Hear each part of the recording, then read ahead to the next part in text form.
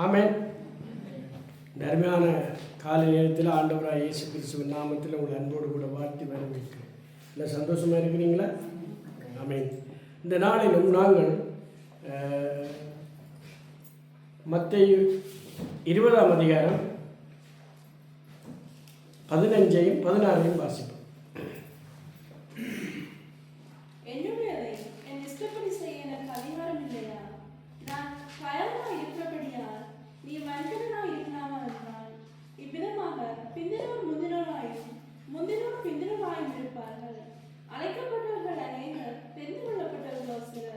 ஆமென். அதாவது என்னுடையதை நான் என் இஷ்டப்படி செய்ய எனக்கு அதிகாரம் இல்லையா? நான் தயாளனாய் இருக்கிறபடியால் நீ வெண் கண்ணனாய் இருக்கலாமா? அல்லேலூயா.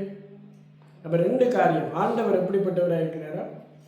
தயாளன், இரக்கம், கிருபை, தயவு, அள்ளி கொடுக்கிற தன்மை. அதை நான் படித்தோம். அள்ளி கொடுக்கிறது, அரவணைக்கிறது, குறைவின்றி கொடுக்கிறது. அப்படிப்பட்ட ஒரு தேவன் தான் நம்முடைய ஆண்டவராய் இயேசு கிறிஸ்து. ஆனால் அவர் என்ன சொல்கிறார் என்றால், நான் தயாளனாக இருக்கிறபடியாக நீங்கள் எப்படி இருக்க வேண்டாமாம்? வெண் கண்ணனாய். எங்களுடைய ஆக்கள் மண் கண்ணன் என்று சொல்கிறார். பிள்ளையார் வெண் கண்ணன், ஈவில் ஐ என்று சொல்லுவாங்க ஆங்கிலத்தில்.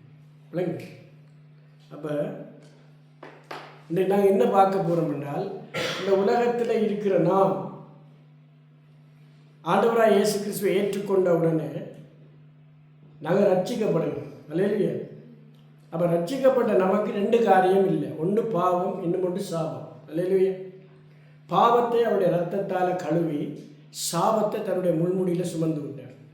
ஆனால் நாங்கள் இன்றைக்கு எங்களுக்கு ஏதாவது ஒரு பிரச்சனை வரும் பொழுது, இழப்பு வரும் பொழுது நாங்கள் என்ன சொல்கிறோம்? ஐயோ பாவம், என்ன பாவம் போல் நடக்கு, சாபம் போல் நடக்கு. ஆனால் உண்மையாக அது இல்லை. ஆனால் இந்த இடத்துல என்ன பார்க்க போகிறோம்னா, நாங்கள் வெண் கண் என்று பார்க்க போகிறோம். அல்லேலூயா. ஏன்னா இந்த வெண் கண் என்பது எங்கெல்லாம் இருக்குமாம்? தனிப்பட்ட மனிதனிடத்தில் இருக்கும், ஒரு சமுதாயத்தில் பார்த்தீங்கன்னா இருக்கும், சகோதரர்களுக்கு மத்தியில் இருக்கும், அரசாங்கத்துக்கு மத்தியில் இருக்கும், ஆவிக்குரிய இடத்துல இருக்கும். எல்லா இடத்துலையும் இந்த வெண் கண் இருக்கும். வெண் கண் என்றால் அதனுடைய டெஃபினிஷன் என்னவென்றால், பொறாமை, எரிச்சல், வஞ்சகம், தூண்டி விடுதல், பறித்தல், இப்படி என்று சொல்லி இருக்கு.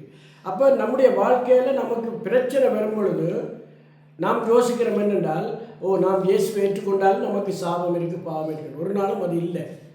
ஆனால் இந்த வெண்கண் என்பது எங்களுக்கே தெரியாமல் அது செயல்படும். அல்லேலூயா. என்ன செய்வோம்? அப்போ அதுக்கு நாங்கள் எப்படி தப்பிக்கொள்வது என்று சொல்லி நான் கொஞ்ச நாளாக தியானித்து கொண்டு வரேன். அப்போ இந்த மத்தேயு 20ஆம் அதிகாரத்தில் என்ன என்று பார்த்தால், இது ஒரு தோட்டக்காரன் வேலை இல்லாதவர்களுக்கு வேலை கொடுக்கிறார். பல பல நேரங்கள், காலமே, மத்தியானம், பின்னேரம், இரவு வேலையை கொடுத்துட்டு அவர் என்ன செய்கிறாராம்? பின்னேறம் போல அவர்களுக்கு எல்லாரும் என்ன செய்கிறாராம்?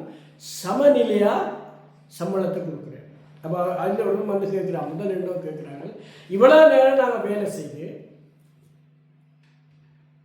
இப்போ வேலை செய்கிறவங்க ஒரே அடியான சம்பளத்தை நீ கொடுப்பது நியாயமானு கேட்குறேன். அப்போ தான் ஆண்டவர் சொல்கிறார், நான் எப்படிப்பட்டவராக இருக்கிறேன்னா சொல்லுங்க, நான் தயாளனாக இருக்கிறேன். ஆனால் நீ என்ன செய்? வெண்கண்ணனா இருக்கார். அப்படி இருக்கலாமான்னு கேட்குறேன். அதான் இந்த வசனம் சொல்லி போடாங்க. கீழே சொல்கிற, என்னுடையதை என் இஷ்டப்படி செய்கிறதுக்கு எனக்கு அதிகாரம் இருக்குது. இது என்னத்தை குறிக்குது என்றால், இதில் யூதர்கள் முந்தினவர்கள், கிறிஸ்தவர்களாகிய நாம், புறஜாதிகளாகிய நாம் பிந்தினவர்கள். அல்லேலூயா. அதில் இந்த 16ஆம் வசனத்தை வாசிங்க. இவ்விதமாய் அப்போ யூதர்கள் தான் தாங்கள் தான் தேவனுடைய பிள்ளைகள் என்றும், தேவனால் அழைக்கப்பட்டவர்கள் என்றும், தெரிந்து கொள்ளப்பட்டவர்கள் என்றும் என்ன செய்கிறார்களாம்? அவர்கள் தங்களை மேன்மைப்படுத்தி வச்சிருக்கிறார்கள். ஆண்டவராக இயேசு கிறிஸ்து இந்த பூமியில் சமநிலைப்படுத்துகிறார். அல்லேலூயா. யூதர் என்றும் இல்லை, கிரேக்கர் என்றும் இல்லை, புறஜாதிகள் என்றும் இல்லை, எல்லாரையும் ஆண்டவர் சமநிலைப்படுத்துகிறார். அவர் எல்லாருக்கும் கொடுக்குறார். அப்போ இந்த இந்த தேவனுடைய ராஜ்யத்தில் யாரெல்லாம் வேலை செய்கிறோமோ, எவ்வளோ காலம் வேலை செய்கிறோமோ, நான் 35 வருஷம் வேலை செய்கிறேன், நீங்கள் எவ்வளோ காலம் வேலை செய்கிறீங்கன்னு தெரியாது. நாளைக்கு ஒருவன் வந்து வேலை செய்யலாம். ஆனால் எல்லாருக்கும் ஈக்குவலாக ஆண்டவர் என்ன செய்கிறார்? எல்லாத்தையும் ஒன்றா கொடுக்குறார். ஏனென்றால் அவர் தயாரனாக இருக்கிறார். அல்லேலூயா. அப்போ ஆண்டவர் எங்களுக்கு சொல்கிறார், நீங்கள் வெண்கண்ணனாக இருக்காது. பொறாமை, எரிச்சல், கோபம். ஏன்னா அவங்களுக்கு என்ன பிரச்சனை என்றால், முதல் வந்தவங்களுக்கும் ஒரே மாதிரியான பணம் தான், இப்போ இருக்கிற ஆக்களுக்கும் ஒரே மாதிரி தான் கொடுக்குறீங்க. ஆனால் ஆண்டவர் சொல்கிறார், அது உன்னுடைய வேலை அல்ல, என்னுடைய இஷ்டம். அது என்னுடையதை கொடுப்பதற்கு எனக்கு தகுதி இருக்குது. ஏன்னா நான் தயாரனாக இருக்கிறேன். அல்லேலூயா. அப்போ இன்றைக்கு தேவ சமூகத்தில் நாங்கள் என்ன ஜெபிக்க வேண்டும் என்றால், ஒவ்வொரு நாளும் எங்களுக்கு தயாரம் உள்ள மக்களை எங்களுக்கு தாரும், தெரிவியும், சேர்த்து விடும். எங்களுக்கு வெண்கண்ணன் என்ன செய்ய வேண்டாமா? வேண்டாம். அப்போ முந்தினோர் பிந்துவாங்கள், பிந்தினோர் முந்துவாங்கள். ஜூதர்களை விட இன்றைக்கு உலகத்தில் ரட்சிக்கப்பட்ட ஆட்களாக இருந்தால் புறஜாதிகள். அல்லேலூயா. அப்போ இதில் அதெல்லாம் ஆண்டவர் சொல்கிறார். நான் கண்களை மூடி நான் ஜெபம். கண்மலையை நோக்கி ஆராதிப்பேன், கண்மலையை நோக்கி துதி செய்வேன். கண்மலையை நோக்கி ஆராதிப்பேன், கண்மலையை நோக்கி துதி செய்வேன். அந்த கண்மலை கிறிஸ்துவே, எங்கள் கண்மலை கிறிஸ்துவே. அந்த கண்மலை கிறிஸ்துவே, எங்கள் கண்மலை கிறிஸ்துவே. ராஜாவை நோக்கி ஆராதிப்பேன், தேவனை நோக்கி துதி செய்வேன். ராஜாவை நோக்கி ஆராதிப்பேன், தேவனை நோக்கி துதி செய்வேன். அந்த ராஜா இயேசுவே, எங்கள் தேவன் இயேசுவே. அந்த ராஜா இயேசுவே, எங்கள் தேவன் இயேசுவே. ஆமாண்டவரே, ராஜாவும் தேவனும் இரட்சகரும் மீட்பெருமாகிய ஆண்டவராய் இயேசு கிறிஸ்துவே, இந்த ஓய்வு நாளில் நாங்கள் கூடி நின்று உடைய வார்த்தைகளை தியானிக்கவும், அதனுடைய பொருள்களை விளங்கிக் கொள்ளவும், எங்களை உடைய ஆண்டவரை சமூகத்திலே ஒப்புக் கொடுக்கவும், உங்களிடத்தில் இருந்து தயாளமான தேவனிடத்தில் இருந்து நன்மைகளை பெற்றுக்கொள்ளவும், எங்களுடைய வாழ்க்கையிலே நாங்கள் வன் கண்ணனாய் இல்லாதபடி தீமைக்கு எங்களை விலத்தி காக்கவும் எங்களை ஒரு கருத்தில் ஒப்புக் கொடுக்கிறோம். இந்த வார்த்தைகளை கேட்கிற உங்கள் பிள்ளைகளை நீர் ஆசீர்வதிப்பீராக. ஆண்டவரே கர்த்தாவே, நீர் எல்லாவற்றையும் எல்லா நேரத்திலும் எல்லாருக்கும் கொடுக்கக்கூடியவராக இருக்கிறபடியால் எங்களை ஒரு கரத்தில் ஒப்புக் கொடுக்கிறோம். நன்மையான ஈவுகளும் பூரணமான வரங்களும் பரத்தில் இருந்து உண்டாகி சோதிகளின் பிதாவினிடத்திலிருந்து வருகிறது என்ற வார்த்தையின்படி நாங்கள் பரத்தை நோக்கி பார்க்கிறோம், கண்மலையை நோக்கி பார்க்கிறோம், ராஜாவை நோக்கி பார்க்கிறோம். எங்கள் ஒவ்வொருவரையும் ஒரு கரத்தில் ஒப்புக் கொடுக்கிறோம். இயேசுவின் நாமத்தில் வேண்டுகிறோம் நல்ல பிதாவே, ஆமென். இதில் என்னென்றால் நாங்கள் 3 காரியத்தை நாங்கள் பார்க்க போகிறோம். 3, அதாவது ஒரு குடும்பத்தில் பெண்கள் எப்படி உண்டாகுது. 2வது ராஜ சமூகத்தில், அதாவது அரசர்கள் மத்தியில் இல்லாட்டி தெரிந்து கொள்ளப்பட்டவர்கள் மத்தியில், தேவனுடைய ஊழியம் செய்வர்கள் மத்தியில் எப்படி இந்த பெண்கள் உண்டாகுது. அடுத்தது ஸ்பிரிச்சுவல், ஆவிக்குரிய ரீதியில் தேவனுடைய காரியத்தை நாம் செய்யும்போது நாங்கள் என்ன செய்யணுமா, அந்த வெண்கண்ணை சந்திக்க வேண்டியிருக்கு. இப்போ 3 இடத்துலையும் நாங்கள் என்ன செய்கிறோம், இந்த வெண்கண் என்பதை சந்திக்கிறோம். ஆனால் அதே நேரத்தில் ஆண்டவர் எங்களுக்கு என்ன செய்கிறாராம், தயாள மனதுள்ளவர்களையும் எங்களுக்கு எழுப்பித்தார். அல்லேலூயா. எவ்வளவு வெண்கண்ணர் எங்களுக்கு இருக்கிறார்களோ அதே போல் நமக்கு தயாள இருதயம் உள்ளவர்களை, சிந்தை உள்ளவர்களை எங்களுக்கு கொடுக்குறார். அல்லேலூயா. அப்போ நாம் இன்றைக்கு அதை தான் பார்த்து நாங்கள் ஜெபித்து நன்மைகளை நாங்கள் பெற்றுக்கொள்ள போகிறோம். இப்போ பாருங்கள், ஆதியாகமம் 37ஆம் அதிகாரத்தில் 5ஆம் வசனத்தை வாசிங்க. யோசேப்பு என்ற ஒரு மனிதன் சொப்பனத்தை கண்டு தன்னுடைய சகோதரனுக்கு அறிவித்தான். அதன் நிமித்தமாக இப்ப கவனிச்சு கொள்ளுங்க, யோசேப்புடைய அப்பாவுடைய 2 மனைவிகள் சில்கால் பில்கால், என்ன அந்த பிள்ளைகள் தேவனுக்கு பிரியமில்லாமல் நடக்கும் பொழுது யோசேப்பு என்ன செய்யறானா, அந்த காரியங்களை தன் தகப்பனுக்கு சொல்கிறான். அப்போ இவர்கள் என்ன செய்கிறாங்க? பகைக்கிறார்கள்.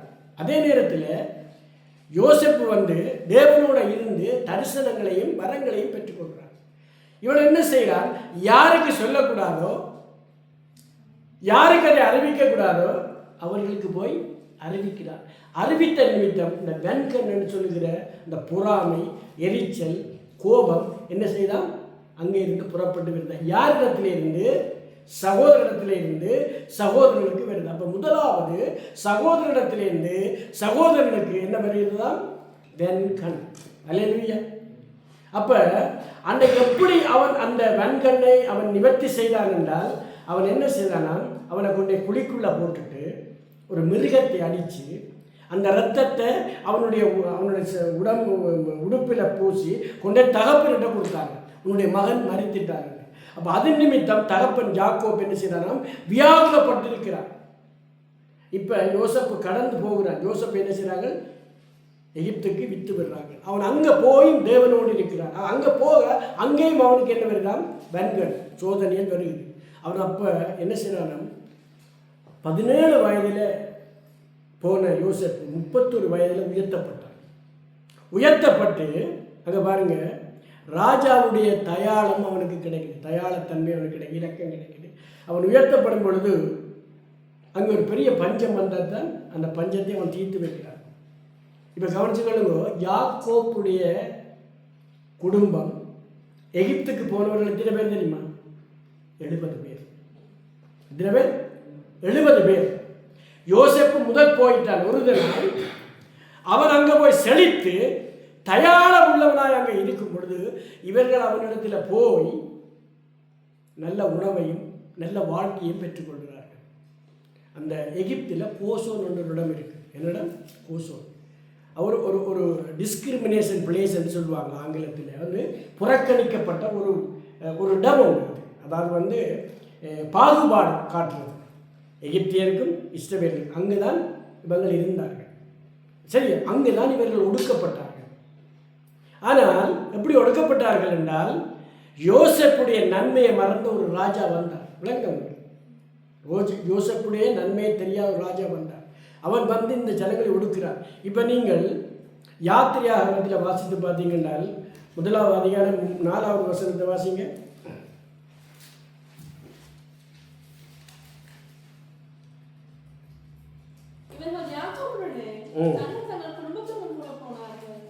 அடுத்து யோசேப்பு அதற்கு முன்னமே எகிப்து போயிருந்தான். யாக்கோபின் கற்பப்பிறப்பாகிய யாவரும் 70 பேர். அதாவது யாக்கோப்புடைய பிள்ளைகள், மருமக்கள், பேர குழந்தைகள் எத்தனை பேரா? 70 பேர். அப்ப வெண்கண்ணின் நிமித்தம் துரத்தப்பட்டு வேதனைப்பட்டு கொண்டிருந்த மனிதன் ஒரு நாள் ஒரு உயர்ந்த ஸ்தானத்தில் இருக்கும் பொழுது இவங்க என்ன செய்யறாங்களா? அவனிடத்தில் போகும்பொழுது அவன் தாராளமாக கொடுக்குறாங்க. அல்லேலூயா. விளங்குறவங்க. அப்போ ஆண்டவர் எங்களை சுற்றி, தேவனுடைய ஜனங்களை சுற்றி வெண்கண் இருந்தாலும் ஆண்டவர் என்ன செய்கிறாராம்? தயாள மனமுள்ள ஜனங்களை எங்களுக்கு எழுப்பி தந்தால்தான் நாங்கள் என்ன செய்யலாமா? ஆசீர்வாதமாக இருக்கலாம். அல்ல, அப்போ எங்களை ஜெபம் எப்படிப்பட்டதாக இருக்கணும்? நாங்கள் வெண்கண்ணனை பற்றி சிந்திக்காமல் நாங்கள் என்ன செய்யணுமா? ஆண்டவரே எங்களுக்கு தயாள மனமுள்ளவர்களை எங்களுக்கு எழுப்பித்தார், நல்ல ஜனங்களை எழுப்பித்தார், கருணை உள்ள ஜனங்களை எழுப்பித்தார். அப்போ இப்படியே இருக்க 2வது நாங்கள் வாசிப்போம். நெகேமியா 2ஆம் அதிகாரம் 18-19 வாசிங்க. நெகேமியா 2ஆம் அதிகாரம் 18-19. என் தேவனுடைய கரம் என்மேல் நன்மையாக இருக்கிறதையும் ராஜா என்னோடு சொன்ன வார்த்தைகளையும் எங்களுக்கு அறிவித்தேன். அப்பொழுது அவர்கள் எழுந்து கட்டுவோம் வாருங்கள் என்று சொல்லி அந்த நல்ல வேலைக்கு தாங்கள் கை வைத்திரப்படுத்தினார்கள். ஓரணியான சன்பல்லாத்தும் அம்மோனியனான தொபியா என்ற ஊழியக்காரனும் அரபியனான கேஷன் இதை கேட்டபோது எங்களை பரியாசம் பண்ணி எங்களை நிந்தித்து, நீங்கள் செய்கிற இந்த காரியம் என்ன? நீங்கள் ராஜாவுக்கு விரோதமாக கலகம் பண்ண போகிறீர்களா என்றார்கள். இப்போ பாருங்க, நெகேமியா எங்கே இருக்கிறார் என்றால் பெர்சியாவில் இருக்கிறார். இந்தியா ஈரானில் இருக்கிறார். கவனிச்சுக்கொள்ளுங்க எல்லாரும். என்ன கவனிங்க, கொஞ்சம் நேரம் தான். பெர்சியாவிலே இருக்கிறார். பெர்சியாவில் இருக்கும் பொழுது அவன் கப் பேரன்னு சொல்லுவாங்களே என்றால் பானபாத்திரக்காரன். யாருக்கு? அந்த ராஜாவுக்கு. ஒரு நாள் இவன் என்ன செய்யறானா, இந்த எருசலேமில் பிடிச்சு கொண்டு போனானே அவங்க திரும்ப அந்த 70 வருஷத்துக்கு பிறகு அந்த வாராங்க. இந்த கொஞ்சம் காலத்துக்கு பிறகு திரும்பி கொஞ்சம் பேராக வாராங்க. நாங்கள் படிச்சிருந்தாங்க. வரும்பொழுது என்ன நடக்குது என்றால், இவன் கேள்விப்படுறான், அந்த மக்களை குறித்து கேள்விப்படுறான். கேள்விப்பட்டோடனே அவன் என்ன செய்யறான், தேவ சமூகத்தில் போய் அழுகிறான். அப்போ அழும்பொழுது அவனுடைய கண்கள் எல்லாம் கலங்கி இருக்கு, முகம் எல்லாம் வாடி இருக்கு. அப்போ ராஜா கேட்கிறான், நான் ஒரு நாளும் உன்னை இப்படி பார்க்கல. என்னவா, ஒரு நாளும் என்ன இப்படி பார்க்கல, உனக்கு என்ன நடந்தது? நான் சொல்றான், எங்களுடைய மக்கள் அடிமைத்தனத்திலிருந்து திரும்பி வந்து விட்டார்கள். அவர்கள் அங்கே வேதனைப்படுகிறத நான் காண்கிறேன். அங்கே அலங்கம் இடிக்கப்பட்டு போயிட்டிருக்கு, அதை நான் கட்ட வேண்டும் என்று சொன்ன பொழுது ராஜா என்ன செய்கிறாராம், அவனுக்கு மரங்கள், தடியல், கப்புகள், பொருள்கள் எல்லாத்தையும் கொடுத்து, அவன் இராணுவங்களை, உதவியாளர்கள் எல்லாத்தையும் கொடுத்து அவனை அனுப்பி வைக்கிறான். எங்கே? எருசலேம். இதுதான் அந்த கதை. அல்லேலூயா. அப்போ இவன் என்ன செய்கிறான், முதல் ஆண்டவருடைய தயவை பெறுறான், தயாளரிடத்தில் தயாளத்தை பெறுறான். 2வது ஆண்டை பெறுறான், ராஜாவிட்ட பெறுறான். அல்லேலூயா. அப்போ அவனுடைய ஜெபம் என்ன செய்யலாம், தேவனிடத்திலிருந்து தயவை கொண்டு வருது. அவனுடைய ஜெபம் என்ன செய்யலாம், ராஜாவிடத்திலே தயவை கொண்டு வருது. இவன் என்ன செய்யறான், போய் தன் மக்களிடத்தில் அறிவிக்கிறான். என்னென்று, கர்த்தருடைய கரம் என்னோடு இருக்குது, ராஜாவுடைய கரம் என்னோடு இருக்குது, நான் நினைத்ததை செய்வதற்கு எனக்கு எல்லா வசதியும் கிடைத்திருக்கிறது என்று சொன்ன பொழுது அந்த ஜனங்கள் என்ன சொன்னார்களா, இந்த நல்ல வேலைக்கு சொல்லுங்க, இந்த நல்ல வேலைக்கு எங்களுடைய கரங்களை திடப்படுத்துவோம் என்று அவனோடு வந்தார்கள். ஆனால் இவங்கள் அந்த அலங்கத்தை கட்ட ஆரம்பிக்கும் பொழுது என்ன நடந்தது தெரியுமோ, 2 பேர் இருந்தாங்க. வன்கண், ஆரார், தொவியும் சென்பல்லாட்டம். அப்போ ஆண்டவருடைய தயவு இருந்தாலும், ஆண்டவருடைய கிருபை இருந்தாலும், என்ன இருந்தாலும் என்ன அவனுக்கு வருதாங்க, தேவனுடைய ஊழியத்தை செய்ய விடாம ஒரு தடை, கட்ட விடாம ஒரு தடை. உங்களுக்கு விளங்குது? அந்த இந்தியாவில் பார்த்தீங்கன்னா 52 நாட்களில் அவன் கட்டி முடிச்சான். எவ்வளோண்ணா, நான் முந்தி படித்தவன் என்ன ஞாபகம் இருக்குன்னு நினைக்கிறேன், படித்தது வீண் போகாமல் இருக்கும். அப்போ அந்த 52 நாட்கள் எப்படி கட்டினான்னு தெரியுமோ, ஒரு கையில் ஆயுதம், ஒரு கையில் வீடு. அல்லேலூயா. ஒவ்வொருவராக எழும்பி எழும்பி எழும்பி அவனோடு சேர்ந்து அந்த அலங்கத்தை கட்டினார்கள். அந்த வாசல், குப்பை வாசல், மேட்டு வாசல், என்ன மீன் வாசல், ஒவ்வொரு வாசல் இந்த எருசலேமுக்குள்ள வாரத்துக்காக கட்டின காரணம் என்னென்றால், அவனுடைய இருதயம் என்ன சொல்லுதான், இடிஞ்சு போய் கிடக்கிற அலங்கம் கட்டப்படும். இப்போ என்ன பிரச்சனைனா, அந்த பெர்சியாவில் இருந்து எருசலேம் இருக்குல்ல, 1400 கிலோமீட்டர். எவ்வளவு? அந்த காலத்திலேயாம் 3 அல்லது 4 மாதம் செல்லுமா போவார். ஏனால் பாதை இல்லை, பயங்கரங்கள், மிருக பயங்கள், கள்ளர் பயங்கள், இப்படியாய் அவங்க போய் சேர கிட்டத்தட்ட 3-4 மாதம் செல்லுமா. எங்கே? எருசலேமிலிருந்து பெர்சியாவிலிருந்து எருசலேமுக்கு போனாங்க. அப்போ பாருங்க, அந்த காலங்களில் ஒன்றுமே இல்லாத காலத்தில் அவங்க எப்படி இருந்தாங்களாம், தயாள குணமுள்ள தேவன், தயாள குணமுள்ள மனிதர்கள் எழுப்பி கொடுத்து, தயாள குணமுள்ள ஊழியர்கள் எழுப்பி கொடுக்கிறார். அன்றைக்கு அவன் அந்த அலங்கத்தை கட்டினான். அல்லேலூயா. அப்போ இந்த மத்தையில் என்ன பார்க்கிறோம் என்றால், ஆண்டவர் அழைக்கிறவர்கள் அவர் வித்தியாசமான நேரத்தில் அழைப்பார். அல்லேலூயா. வித்தியாசமான காலத்தில் அழைப்பார், வித்தியாசமான மனிதர்களை அழைப்பார். ஆனாலும் ஆண்டவர் என்ன சொல்கிறார் என்றால், அவனுக்கு ஏற்ற பலனை, தகுதியை நான் கொடுப்பேன். அல்லேலூயா. அப்போ ஏனென்றால் ஆண்டவருக்கு தான் தெரியும் அவனுக்கு என்ன கொடுக்கணும். அப்போ நாங்கள் தேவ சமூகத்தில் வரும்பொழுது ஆண்டவருடைய பார்வை எப்படி இருக்கணுமாம், நாங்கள் தயார குணம் உள்ளவர்களாக இருக்கணுமாம். எப்படிப்பட்டவர்களாக இருக்கக்கூடாதாம், வெண்கண்ணனாக இருக்கக்கூடாதாம். இப்போ நான் உண்மையான ஒரு கதையை சொல்கிறேன். 1987ஆம் ஆண்டு ஜனவரி மாதம் நான் இங்கே வந்துட்டேன். சிவன்புக்கு வந்தால் பிபிகான்னு ஒரு சோஷியல் அட்வைசர் இருக்கிறது. அப்போ நாங்கள் ப்ரோக்ராம் செய்து, நான் யோகாசனம் எல்லாம் செய்து, நாடகங்கள் எல்லாம் கலையெல்லாம் செய்த பொழுது அந்த அந்த அந்த அந்த சகோதரி என்னை குறிப்பாக கூப்பிட்டு என்னோட பேசி ஒரு டொல்க வச்சு, ரஞ்சன் டொல்க வச்சு என்னன்னு சொன்னால், இன்னும் நான் விஷுவல் கம்யூனிகேஷன் படிப்பிக்க போகிறேன். அல்லேலூயா. உடன் சில 1.5 மாதத்துக்கு எந்த பேர் தான் அந்த லிஸ்ட்டில் போட்டது, எந்த பரிந்துரையில் ஒரு 10 பேர்கிட்ட அதில் போட்டேன். உண்மையாக நடந்தது. அப்போ மொத்தம் 16 பேர் அதில். என்ன நடந்தால், இப்போ நாளைக்கு நான் திங்கட்கிழமை உடன்ஸுக்கு போகிறேன். எங்கே? சென்டரில் படிக்க விஷுவல் கம்யூனிகேஷன்.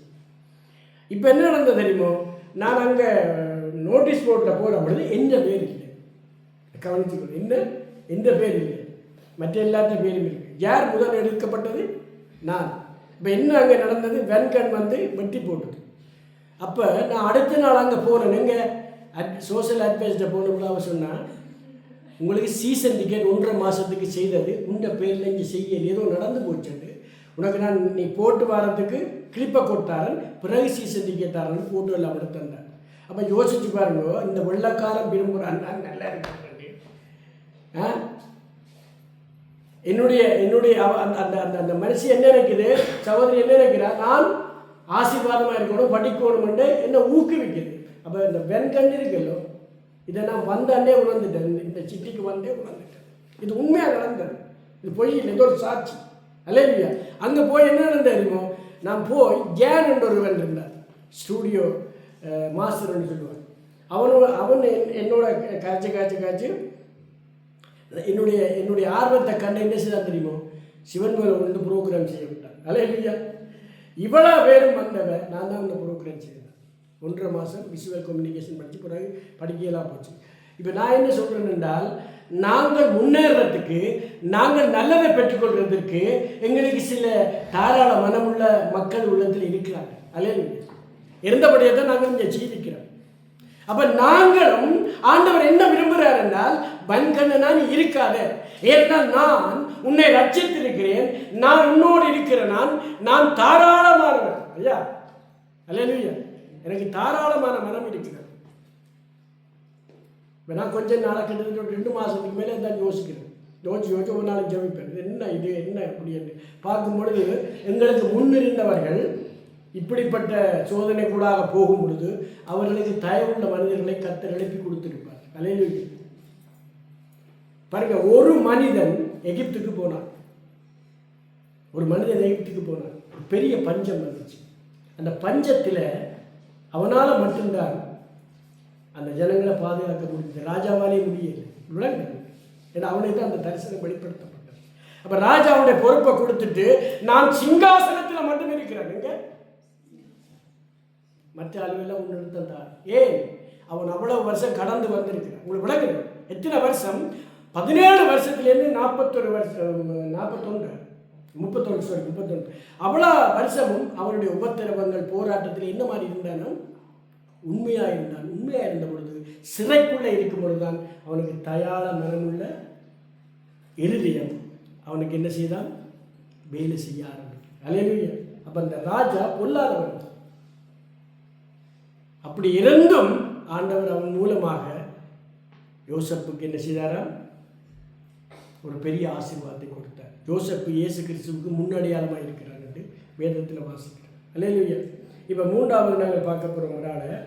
வாசிங்க 1 சாமுவேல் 18ஆம் அதிகாரம் 6லேருந்து 9 மட்டும் வாசிங்க. 1 சாமுவேல் 18ஆம் அதிகாரம் 6லேருந்து 9.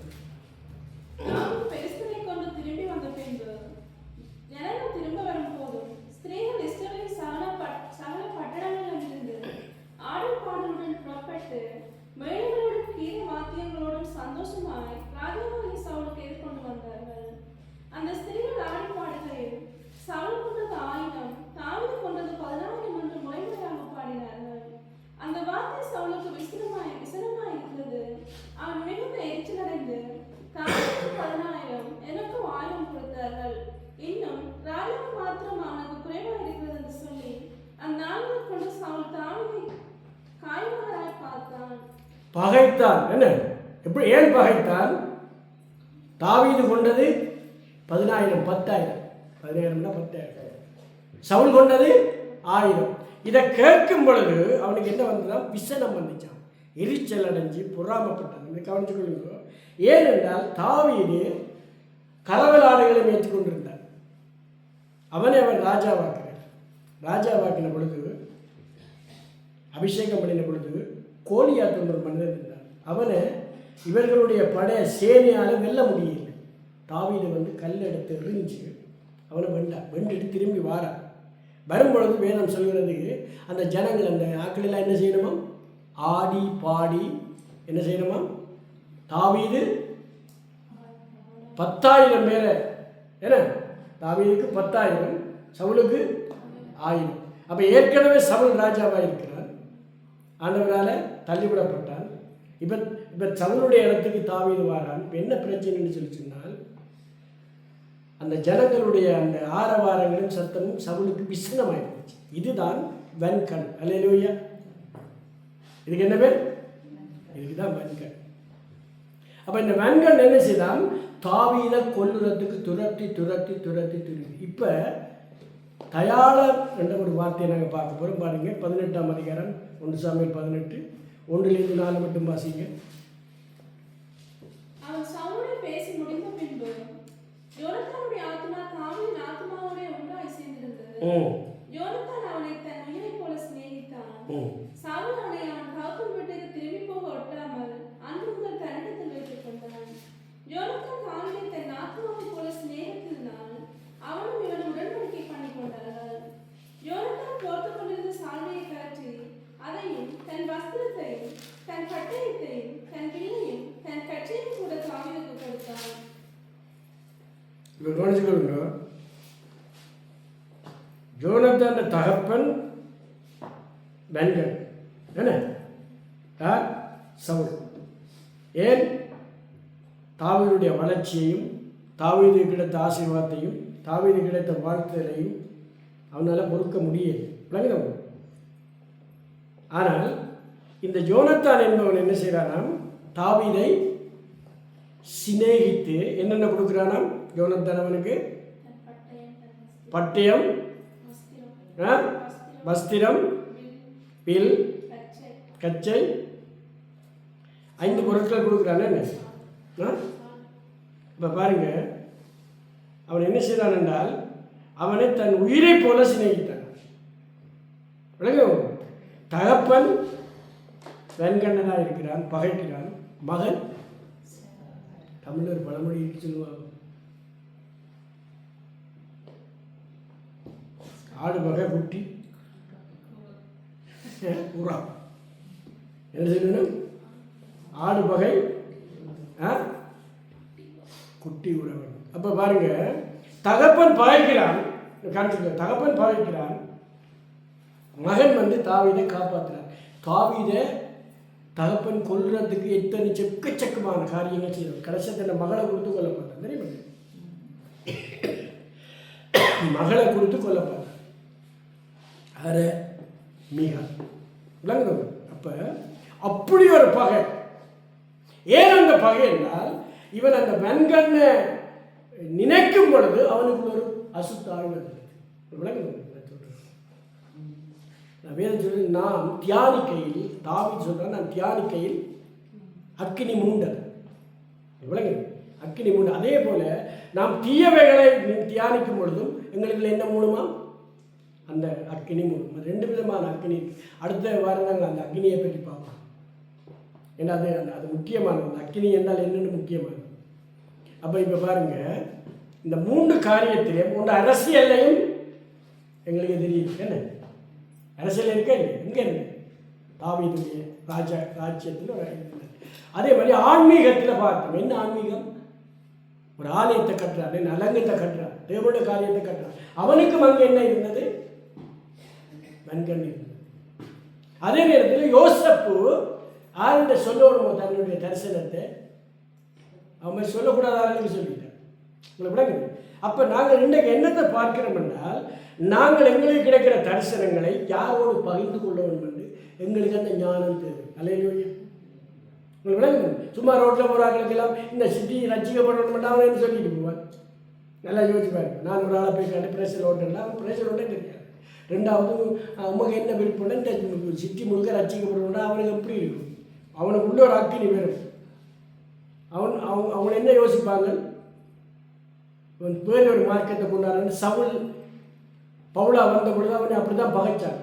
என்னென்ன பகைச்சாங்க? நீ வேறு ஒரு மார்க்கத்தை எங்களுக்கு போதிக்கிறாய் என்று சொன்னாங்க. அப்போ நல்லா யோசிச்சு பாருங்க. இப்போ எங்களை சுற்றி எந்த நிலையில் இருந்தாலும் எங்களுக்கு ஒரு தயவும் எங்களுக்கு இருக்கிறது. அல்லேலூயா. அதான் உண்மை. அப்போ நாங்கள் என்ன ஜெபிக்கணுமோ, ஆண்டவரே எங்களுக்கு தயாள மனம் உண்டு, இரக்க மனம் உண்டு, என்ன தாராள மனம் உண்டு தருங்க. பாருங்க, யோனத்தான் தாராளமாக கொடுக்குறான். விளங்குறவங்க தன்னுடைய தான் கொடுக்கிறான்னு எழுதியிருக்கு. பட்டயத்தை யாரும் கொடுப்பாங்க? பட்டயத்தை யாரும் கொடுப்பாங்க? வில்லை யாரும் கொடுப்பாங்க? வஸ்திரத்தை கொடுப்பாங்க, கட்சியை கொடுப்பாங்க. ஆனால் இவன் என்ன செய்யறானா, அவனுடைய தாவீதுடைய அன்பு, தாவீதின் மேல் வைத்த அன்பு அவன் தன்னிடத்திலிருந்து தாராளமாக கொடுக்குறான். அல்லேலூயா. அப்போ இன்றைக்கு நாங்கள் என்னத்தை பார்க்குறோம் என்றால், நாங்கள் எங்களுக்கு கிடைக்கிற தரிசனங்களை பகிர்ந்து கொள்றதுக்கு நல்ல ஆக்கம் வேணும். அல்லேலூயா. அப்போ அந்த அந்த அந்த அந்த தரிசனங்களை நிறைவேற்றுவதற்கான ஜனங்கள் தேவை.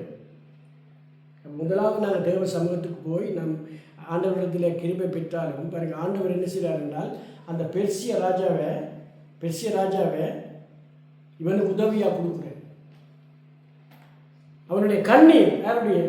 நெகேமியாவுடைய கண்ணீர், நெகேமியுடைய பாரம், அவன் தன் ஜனங்களை குறித்த ஒரு பாரம் இப்போ என்ன செய்யலாம், நெகேமியா மூலம் வெளிப்படுது. அப்போ நெகேமியா என்ன செய்கிறார், எருசலேமுக்கு போய் அங்கே போய் அவன் அந்த வேலையை ஆரம்பிக்கும் பொழுது அவனுக்கு ஒரு பெரிய எதிர்ப்பு வருது. சன்பல்லாத்தும் தொபியும். சன்பல்லாத்து யார், தொபி யாருன்றதில் தனியாக படித்தா பெரிய படிப்பு. என்னென்றால் இவங்க ஏன் அப்படி செய்கிறாங்கன்னு இருக்கு. இப்போ நாங்கள் என்ன பார்க்குறோம் என்றால், இப்போ நாங்கள் நினைக்கிறோம் தானே அவன் ஒரு ஊழியக்காரன் இருக்கிறோம், எங்களுக்கு சப்போர்ட் கிடைக்கும் என்று. ஆனால் அப்படி நான் நினைக்கல. எங்களோட ஊழிய வளர்ச்சிக்கு எல்லாரும் விரும்புவாங்க. அதிகமாக உங்களுக்கு இப்போ நான் கடைசியாக நான் சொல்லி முடிக்கிறேன். நாங்கள் ஒரு கடை வாங்கின பொழுது எனக்கு இலங்கை, அமெரிக்கா, கனடா, ஜெர்மன் ஃபோன் பண்ணே நீங்கள் கடையை வில்லுங்க. யாருக்கு ஃபோன் பண்ணதே தெரியுமா? விசுவாசி ஊழியக்காரன். அவங்க என்ன சொன்னாங்க, தாங்க நல்லதை சொல்கிறாங்க. நான் அவங்களுக்கு சொல்கிறேன், ஐயா இங்கே சிகரெட் விற்கிறீங்களே, குடிவகை விற்கிறீங்களே, பழங்களும் மரக்கறியும் பலசரக்கு சாமான் தான் விற்கிறேன். விளங்குது. அப்போ யாரோ இங்கே இருந்து தப்பான வெண்கண்ணோட அவங்களுக்கு சொல்லியார். இலங்கை இருக்கிறவங்க தெரியுமா இந்த கடையில்? நல்லா யோசிச்சு பாருங்க. அமெரிக்காவில் இருக்கிறவங்க தெரியுமா இந்த கடையில்?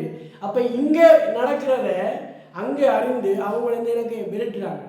நீ ஊழிய சேரணி, பிரசங்கம் பண்ணுறனி, பாட்டு நான் எழுதி பாடுறேன், கடை வச்சுக்க. நான் ஏன் ஏதோ ஒரு வேலையை செய்தால் நாங்கள் உழைக்கணும். என்ன ஏதோ ஒரு வேலையை செய்தால் உழைக்கணும். இங்கே கடையில் நாங்கள் சிகரெட்டோ அல்லது குடிவகையோ விற்கல. விளங்கப்படுத்தி சொன்னாலும் அந்த கடைசி மட்டும் சொல்லுது வில்லுங்க. அது சரியில்லை, அது பாவம். என்னவா வில்லுங்கோ, அது சரியில்லை, அது பாவம். ஆனால் இப்போ அந்த அங்கே போய் கோட்டல் வச்சுருக்கேன். நான் என்ன சொல்ல வாரேன் தெரியுமோ, நாங்கள் கவனமாக எங்களுக்கு தெரியும் நாங்கள் ஆறுன்னு. உங்களுக்கு விளங்குது.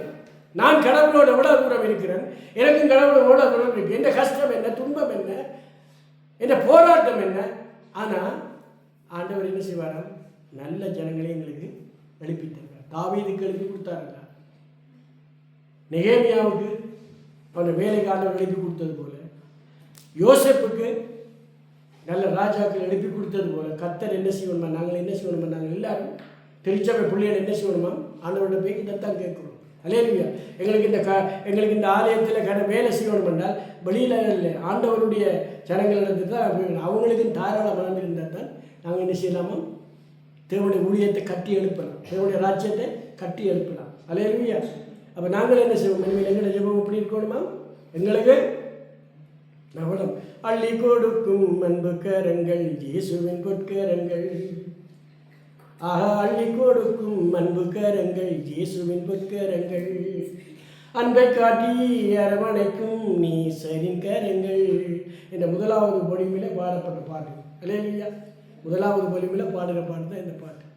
வானம் திறக்கும் வள்ளல் இயேசு வாரி வழங்குவார், வானம் திறக்கும் வள்ளல் இயேசு வாரி வழங்குவார், ஆசீர்வதித்து பாதுகாத்து மேன்மைப்படுத்துவார். அல்லேலூயா. அப்போ எங்களோட வாயில என்ன செய்வோம், நாங்கள் ஆசீர்வதித்து மேன்மைப்படுத்தி பாதுகாக்கிறது நல்ல ஜனங்களை தான். ஏன்னா பூமியில் இருக்கிறவனால தான் எங்களுக்கு நன்மை கிடைக்கும். உங்களுக்கு விளங்குது. நன்மையான ஈவுகளும் பூரணமான வரங்களும் பரத்திலிருந்து உண்டாகினாலும் இந்த மனிதர்கள் மூலம் தான் எங்களுக்கு கிடைக்கும். நேரடியாக டக்குன்னு ஆண்டவர் போட மாட்டேன். காகத்தின் வழியாய் போஷித்த தேவன் இருக்கிறார். நான் ஒரு காகத்தை தான் பயன்படுத்தினேன். அதே போல எங்களுக்கு நல்ல காகங்களே ஆண்டவர் தரணும். என்ன போல நல்ல கருத்த காகங்கள் இருந்தால் நல்ல உதவி செய்யும். அல்லேலூயா. நல்லா யோசித்து பாருங்க. தேவன் எங்களுக்கென்று தீமை வரும்பொழுது நன்மையும் வச்சிருப்பார். அல்லேலூயா.